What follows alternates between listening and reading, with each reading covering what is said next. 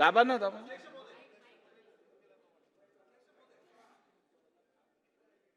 अध्यक्ष महाराज, लक्षवेधी क्रमांक 3. महोदय वितरित केल्याप्रमाणे. अध्यक्ष महाराज, DN नगर येथे एअरपोर्ट अथॉरिटी ऑफ इंडियाच्या जमिनीवर असलेल्या ट्रान्समिटिंग स्टेशनमुळे त्याच्या अवतीभोवतीच्या परिसरातील DN नगर आणि गुलमोहरच्या परिसरातील पुनर्विकासावरती निर्बंध आलेले आहेत. त्यामुळे सदर परिसरामध्ये मोठ्या प्रमाणावरती मराठी माणूस राहत असून, मध्यमवर्गीय माणूस राहत असून, अनेक बिल्डिंग्स या 1970, 80 आणि 90च्या दशकामध्ये तयार झाल्या असून आता त्या मोडकळीस आलेल्या असून त्या ठिकाणी बिल्डिंगला C1 ची नोटीस येऊन सदर मध्यमवर्गीय कुटुंबांना रस्त्यावर येण्याची वेळ आलेली. अध्यक्ष महाराज, सदर लक्षवेधी ही मागच्या अधिवेशनामध्ये ही मांडली होती.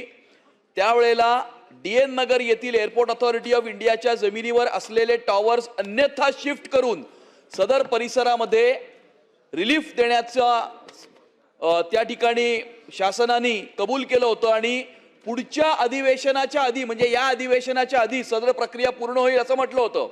आता उत्तरामध्ये शासनाने असं म्हटलेलं आहे की DN नगर येथील ट्रान्समिशन टॉवर शिफ्ट करण्याकरता 2 पर्याय हे एअरपोर्ट अथॉरिटी ऑफ इंडियाला सुचवलेले असून एअरपोर्ट अथॉरिटी ऑफ इंडियाने त्याची मंजुरी दिल्याच्या नंतर ते शिफ्ट करण्यात येतील. अध्यक्ष महाराज, माझे 2 स्पेसिफिक प्रश्न असे आहेत.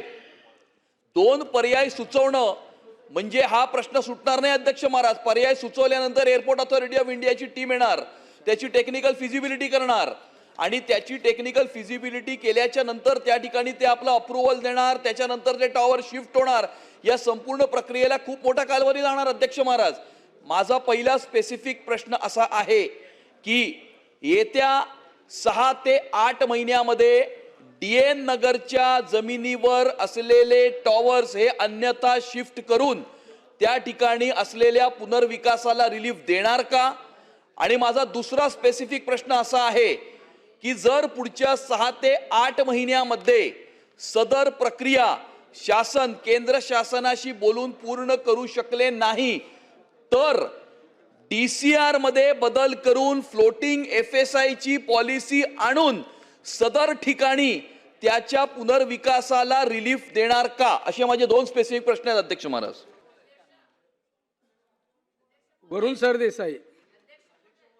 हा अत्यंत एक महत्त्वाचा विषय आहे फनेल झोन संदर्भात आणि एअरपोर्ट अफेक्टेड रिजन संदर्भात. विलेपार्ले, कलिना, कुर्ला या सगळ्या संदर्भात गेल्या 2-3 महिन्यापूर्वी या सरकारने फनेल झोनमध्ये रिडेव्हलपमेंटची पॉलिसी आणली. या पॉलिसीच्या माध्यमातून हाईट रिस्ट्रिक्शनमुळे जो पूर्ण FSI कन्झ्युम करता येत नाही त्याला TDR मध्ये कन्वर्ट करता येईल का अशी तिकडच्या नागरिकांची मागणी होती. आम्ही पेपरामध्ये वाचलं की तशीच पॉलिसी आणली आहे. पण वस्तुस्थिती जेव्हा वाचली तेव्हा असं लक्षात आलं की ती पॉलिसी अशी आहे की जर तुमचा बेस FSI 1 जर कन्झ्युम झाला नसेल तर 1 पेक्षा जितका कमी उरलेला असेल तेवढाच TDR मध्ये कन्वर्ट करता येईल. पण जर आपण मूळ परिस्थिती विलेपार्ले, कुर्ला, अंधेरी, चांदिवली या सगळ्या भागातली बघितली तर 1 FSI तर कन्झ्युम झालाच आहे. त्याही पलीकडे जाऊन आता रोडच्या सेटबॅकमुळे तो प्लॉट अजून छोटे झाले. त्यामुळे कुठे आता FSI 1.2 झालाय, 1.4 झालाय आणि त्यामुळे जो तुम्ही TDRचा इन्सेंटिव्ह देताय त्याचा काहीच उपयोग होत नाहीये. आणि म्हणून ज्या इच्छाशक्तीने शासनाने ही पॉलिसी आणली त्याच्या माध्यमातून एकाही या सगळ्या फनेलग्रस्त लोकांचा पुनर्विकास होऊ शकत नाही. त्यामुळे माझी अशी विनंती आहे की जो पूर्ण FSI मिळू शकतो, जसा प्रोजेक्ट अफेक्टेड वेगवेगळ्या लोकांना उर्वरित आपण TDR म्हणून कन्वर्ट करतो तसा बेस FSI 1 न धरता जो मुंबई सबअर्बनमध्ये 2.7 आहे जितका उरतो तो सगळाच आपण त्यांना खुल्या मार्केटमध्ये TDR म्हणून विकू देणार का? ज्याच्या माध्यमातून जर त्यांनी तो विकला त्याच्या माध्यमातून जे पैसे येतील त्याच्यातून ते स्वतःची रिडेव्हलपमेंट करू शकतील. सन्मान्य अध्यक्ष महोदय, मी स्पष्टपणाने असं सांगितलं की एव्हिएशनशी संबंधित हा विषय असल्यामुळं या संदर्भातल्या 2 जागा या अथॉरिटीला कळवलेल्या आहेत आणि याच्यावर अमित साटम साहेबांनी जे सांगितलं की 8 महिन्याच्या मुदतीमध्ये जर झालं नाही तर याच्यामध्ये फ्लोटिंग FSI ची पॉलिसी आपण इन्क्लूड करणार का? त्याच्यावर मी असं सांगितलं की त्याच्यामध्ये देखील आपण नक्की सकारात्मक विचार करू. परंतु सन्मान्य सदस्य वरुण सरदेसाई साहेबांनी जे सांगितलं फनेलमध्ये जे निर्बंध आलेले आहेत ते कशामुळे निर्बंध आलेले आहेत तर हाय फ्रिक्वेन्सी कम्युनिकेशन इक्विपमेंट जे लावलेलं आहे त्याच्यामुळे फनेलला फनेलमुळे हे सगळं बाधित झालेलं आहे. जर अशा पद्धतीचं हे शिफ्टिंगच झालं तर मला असं वाटतं की दुसरी कुठचीही पॉलिसी आणण्याची काही आवश्यकता नाही. वरून एक मिनिट अध्यक्ष महाराज, सदर विषय आणि सदर लक्षवेधी ही स्पेसिफिक एअरपोर्ट अथॉरिटी ऑफ इंडियाच्या जमिनीवर असलेल्या high frequency transmitting and receiving स्टेशनच्या संदर्भातली आहे. त्या संदर्भामध्ये मंत्री महोदयांनी उत्तर सकारात्मक दिलेलं आहे. सन्माननीय सदस्य सरदेसाई साहेब जो विषय मांडतायत तो फनेल झोनचा विषय आहे. विलेपार्ले, कुर्ला आणि आजूबाजूच्या परिसरातला फनेल झोनचा विषय आहे. त्या फनेल झोनचा विषय हा वेगळा आहे, तो हा नाहीये. त्यामुळे मला असं वाटतं की सदर विषय हा इंडिपेंडेंटली पण मी ठरवत नाहीये. अहो मी ठरवत नाहीये. एक मिनिट अध्यक्ष महाराज, मला बोलू द्या. माझं पूर्ण झालेलं नाहीये. मंत्री ऐका ऐका अध्यक्ष ऐका महाराज, मंत्री माझं महोदय पूर्ण उत्तर देतात. पूर्ण झालेलं नाहीये. सीएम साहेब उत्तर देतील. सीएम साहेब उत्तर देतील. माझं पूर्ण झालं नाहीये ना. अहो मला कंप्लीट करू द्या ना अध्यक्ष. माझा हरकतीचा मुद्दा आहे. हरकतीचा मुद्दा आहे माझा. हरकतीचा मुद्दा आहे. अहो हरकत आहे ना माझी. हरकत आहे. अहो बसा ना. साटम साहेब. अध्यक्ष महाराज ऐका तर एक मिनिट. अध्यक्ष महाराज माझा मुद्दा अध्यक्ष महाराज, मी फक्त हे सांगण्याचा प्रयत्न करतोय की एअरपोर्ट अथॉरिटी ऑफ इंडियाच्या जमिनीवर असलेल्या टॉवरमुळे जे निर्बंध आहेत, आता त्याचा स्पेसिफिक उत्तर शासनाने दिलं पाहिजे. कारण तो विषय मागच्या लक्षवेधीमध्ये सुद्धा 3 महिन्यापूर्वी गेला होता. आता परत त्याच्यामध्ये फनेल जोडून तो पूर्णपणे डायव्हर्ट करण्याचा प्रयत्न होऊ नये. फनेलचा विषय हा पूर्णपणे विलेपार्ले, सांताक्रूज, त्याचं टेक्निकॅलिटी वेगळी आहे, त्याचे ऍप्लिकेशन्स वेगळे आहेत आणि त्याचं शासनाने सोल्युशन दिलं आहे ते वेगळं आहे. आपल्या मताशी आम्ही सहमत आहोत. तो एक FSI पूर्ण होणार नाही हे आमचंही मत आहे. त्याच्यामध्ये काहीतरी वेगळं त्याच्यातनं मार्ग काढला पाहिजे हे आमचं मत आहे. But that subject is different. हा सब्जेक्ट तो नाही. आणि त्यामुळे माझी मंत्री महोदयांना ही विनंती आहे की त्यांनी एअरपोर्ट अथॉरिटी ऑफ इंडियाच्या जमिनीवर असलेल्या ट्रान्समीटर स्टेशन आमच्या विषयाला न्याय मिळाला पाहिजे, तो डायव्हर्ट करू नये. आमच्या विषयाला न्याय मिळाला पाहिजे, तो डायव्हर्ट करू नये. आणि त्यामुळे तो विषय वेगळा मांडावा ना. त्याच्यामध्ये आम्ही बोलू ना. त्यांच्या मताशी आम्ही सहमत आहोत ना. तुमच्या मताशी आम्ही सहमत आहोत ना. अहो पण तो विषय वेगळा आहे ना. तुम्ही डायव्हर्ट करताय ना विषय आपण डायव्हर्ट करताय ना. सन्मान्य सदस्य उपमुख्यमंत्री साहेब उत्तर देतील. उपमुख्यमंत्री साहेब उत्तर देतील.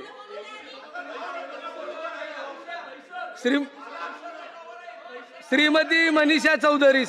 अध्यक्ष महोदय, सन्मान्य मंत्री महोदय इकडे आहेत. सन्मान्य उपमुख्यमंत्री आणि त्यावेळचे तत्कालीन मुख्यमंत्री शिंदे साहेब सुद्धा आहेत. अध्यक्ष महोदय, माझ्या मतदारसंघामध्ये एअरपोर्ट अथॉरिटीचे रडार आहेत आणि हे जे टॉवर आहेत ह्यामुळे थांबा ना अध्यक्ष महोदय. लोकांचा जीवना मरणाचा प्रश्न आहे. जरा थांबा ना. मला डिस्टर्ब करू नका. अध्यक्ष महोदय, 1 किलोमीटर रेडियस मध्ये हाईट रिस्ट्रिक्शन असल्यामुळे गेले 2020 पासून लोकांना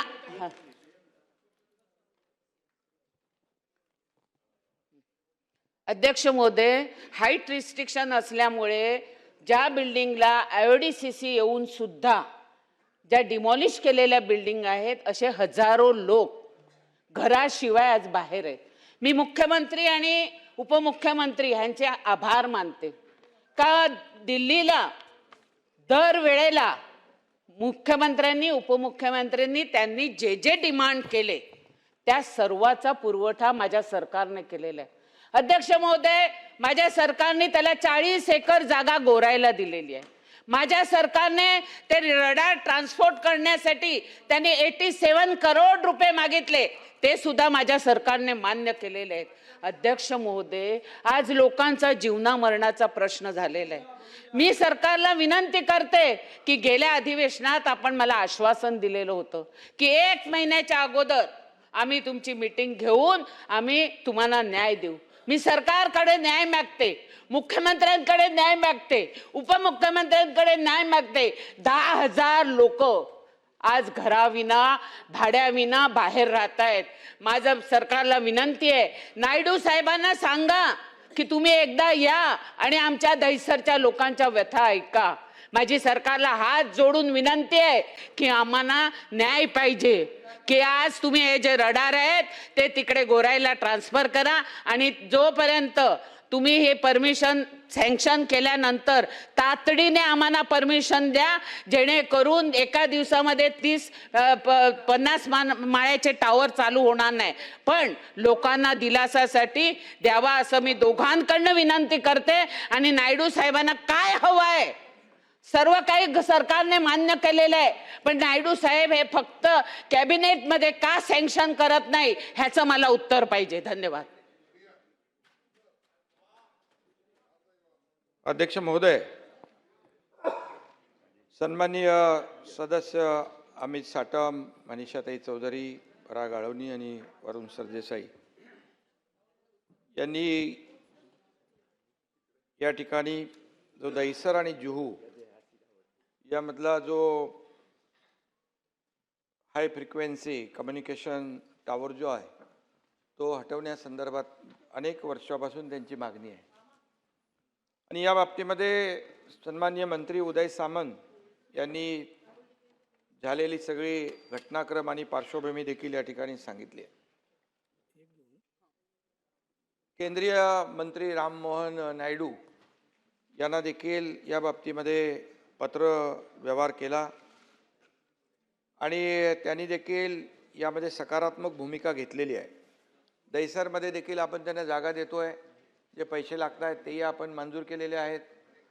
जुहूमध्ये देखील अमितजी त्यांची टीम येते आहे आणि त्यांची टीम तिथलं जागेची नियोजन आणि योग्यता तपासून बघून त्यांनाही आपण आपल्या शासनाच्या वतीने आश्वासन दिलेलं आहे की बाबा जागा आणि जे काही खर्च येणार आहे तो आपण त्या ठिकाणी त्यांना देणार आहोत. आणि याची तर दहिसरचं जे आहे शिफ्टिंगचं गोराईमध्ये आपण त्यांना ऑलरेडी जागा दिलेली आहे. आता यामध्ये मी स्वतः आणि आता मुख्यमंत्री महोदय देखील, मी जेव्हा 2024ला देखील पत्र दिलं, आता देखील पत्र व्यवहार त्यांच्याबरोबर केलेला आहे आणि याच्या बैठका देखील सुरू आहेत. 18 फेब्रुवारीला देखील chairman airport authority of India यांची समोर बैठक झाली, आपल्या अपर मुख्य सचिव नगरविकास 1 त्यांची झाली. आणि त्यानंतर मार्च 2025ला देखील या ठिकाणी बैठक झालेली आहे. आणि 8 एप्रिल 2025ला आयुक्त मुंबई महापालिका यांनी पत्रान्वये केंद्रीय सचिव नागरी उड्डाण मंत्रालय यांना देखील यांच्याशी संवाद आणि पत्रव्यवहार केलेला. आणि असे हे आतापर्यंत आपण 30 जूनला देखील या ठिकाणी जुहू येथील रडार मोजे मड येथे उपरोक्त 2 जमिनीवर रडार शिफ्टिंगसाठी व्यवहार्यता तपासून पुढील कार्यवाही करण्याबाबत मुंबई महापालिकेने देखील आणि आपल्या नगर विकास विभागाने देखील पत्राद्वारे आपण एअरपोर्ट अथॉरिटी ऑफ इंडियाला कळवलं आहे. आणि त्यामुळे हे सगळं आता पॉझिटिव्ह आहे. अगदी 60 महिने अमित साटम म्हणाले की याच्यामध्ये हे सर्व काम झालं पाहिजे. मला वाटतं त्याच्यापूर्वी अगोदरच हे काम होईल, कारण मी देखील आणि मुख्यमंत्री महोदय देखील यासाठी आम्ही प्रयत्न करतोय. राममोहन नायडू यांच्याशी देखील फक्त पत्रव्यवहार न करता स्वतः यासाठी ज्याची किती गरज आहे आणि तिथे पुनर्विकास जो रखडलेला आहे त्यामुळे लोकांचा जीविताशी हा प्रश्न निगडीत असल्यामुळे आणि हजारो लाखो लोकांचा हा प्रश्न आहे, त्यामुळे यामध्ये सरकार पूर्णपणे मनीषाताई गंभीर आहे, तुम्हाला माहीत आहे यामध्ये, आणि आपण सातत्याने त्याचा पाठपुरावा करतो आहे. आणि मला वाटतं आता हे अंतिम टप्प्यात काम आलेलं आहे अध्यक्ष महोदय, त्यामुळे हे काम लवकर होईल. आणि ते आता तो प्रस्ताव जो आहे तो कॅबिनेट मध्ये जाईल आणि कॅबिनेटची त्याला मंजुरी झाल्यानंतर हा निर्णय होईल. दुसरा एक विषय जो इथे फनेल झोनबाबत देखील त्या भागातले सगळेच आमदार सातत्याने या ठिकाणी प्रश्न उपस्थित करत असतात आणि फनेल झोनमुळे या ठिकाणी हाईट रेस्ट्रिक्शनमुळे त्या ठिकाणी असलेल्या ज्या काही इमारती आहेत त्यांचा पुनर्विकास रखडलेला ही वस्तुस्थिती आहे आणि म्हणून हा पुनर्विकास रखडला. मग काय त्याचं मग हाईट रिस्ट्रिक्शन असल्यामुळे कोणी डेव्हलपर येत नाही, कारण ते फिजिबिलिटी आणि त्याची व्हायबिलिटी नाही होत आणि त्यामुळे त्या ठिकाणी देखील नगर विकास विभागाच्या माध्यमातून आपण हे फनेल झोन मध्ये असलेले जे काही इमारती आहेत त्याचं रिडेव्हलपमेंट झालं पाहिजे. तुम्ही जो मगाशी विषय मांडला तो हा प्रश्नाच्या बाहेरचा आउट ऑफ स्कोप आहे, पण या ठिकाणी जिव्हाळ्याचा मुंबईकरांचा प्रश्न आहे म्हणून मी स्वतः या ठिकाणी उत्तर देतो आहे की यामध्ये देखील सरकार सकारात्मक आहे आणि त्यामध्ये असा एक मार्ग आम्ही काढलेला आहे की या बाबतीमध्ये बेसिक FSIवर जो काही मार्केटमध्ये TDR आपण देऊन मार्केटमध्ये त्याची विक्री करून त्याचं बांधकाम यामध्ये करता येईल. तर त्याच्यात सजेशन ऑब्जेक्शनमध्ये बेसिकच्या ऐवजी पोटेन्शियलवर TDR ची मागणी झालेली आहे, ही वस्तुस्थिती आहे. आणि त्याचबरोबर प्रीमियम जे आहे आपण या बाबतीमध्ये 50% प्रीमियम केलेलं आहे अध्यक्ष महोदय. त्यामध्ये त्या म्हणजे आपण जे जे रिलॅक्सेशन पाहिजेत या फनेल झोनमध्ये असलेल्या इमारतींचा पुनर्विकास करण्यासाठी जे जे काही रिलॅक्सेशन दिले पाहिजे किंवा आम्ही देता येतील, म्हणजे अगदी आउट ऑफ वे जाऊन शेवटी एकच आहे की पुनर्विकासाचा जो मार्ग आहे तो मोकळा झाला पाहिजे, यासाठी आमचे हे प्रयत्न आहेत. आणि या बाबतीमध्ये जे संबंधित आमदार आहेत त्यांच्याबरोबर देखील एक चर्चा करू, कारण बेसिकवर का पोटेन्शियलवर या बाबतीमध्ये देखील आपल्याला थोडा स्टडी करून यामध्ये जे काही म्हणजे आपल्याला शेवटी त्या इमारतींचा पुनर्विकास हा महत्त्वाचा आहे आणि पुनर्विकासाबाबतीमध्ये सरकार गंभीर आहे आणि यामध्ये नक्कीच या सकारात्मक आपण निर्णय घेऊ आणि या लाखो लोकांचा जो पुनर्विकासाचा पहिल्यांदा आपण फॉर्म्युला बनवलेला आहे. आतापर्यंत आपण लोकांची जमीन घेतो त्याला TDR देतो, पण आता लोकांची जमीन लोक यूज करणार आहेत तिथे पुनर्विकासासाठी, तर त्यामध्ये TDR देण्याची भूमिका सरकारने पहिल्यांदा घेतलेली आहे. ही पॉलिसी आपण पहिल्यांदा घेतोय. फक्त त्याची अजून जी काही फिजिबिलिटी आणि जे काही म्हणजे व्यवहार्यता आहे की हे प्रकल्प जे आहेत हे झाले पाहिजे, कारण हाईट रेस्ट्रिक्शन असल्यामुळे येणाऱ्या अडचणी ज्या आहेत या अडचणी कशा दूर करता येतील या बाबतीमध्ये पुन्हा एकदा एक आपण बैठक घेऊ आणि त्यामध्ये देखील आणि हे दोन्ही विषय महत्त्वाचे आहेत, कारण दोन्हीकडे पुनर्विकास रखडलेला आहे त्यामुळे सरकार या बाबतीमध्ये गांभीर्याने निर्णय घेईल. लक्षवेधी क्रमांक 1.